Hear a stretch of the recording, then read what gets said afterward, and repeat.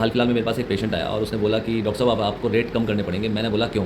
तो उन्होंने बोला कि जो अभी फाइनेंस मिनिस्टर ने जीएसटी कम किया है उसके अंदर डेंटल डिपार्टमेंट भी आता है आपका। मैंने बोला अच्छा भाई चलो मैं चेक करके देखता हूँ। तो मैंने चेक किया कि डेंटल इक्विपमेंट्स और डिवाइसेज हो गए उस पर 18% से 5% कर दिया गया है। डेंटल इम्प्लांट हो गया और लैब मेड क्राउन हो गए वो भी 12% से घटा करके 5% कर दिए गए हैं। और आपकी ड्रेसिंग और बैंडेजेस पर भी 5% जीएसटी कर दिया गया है। लेकिन जो विनियर्स और वाइटनिंग है वो 18 का 18% ही रहेगा, कोई रियायत नहीं की गई है।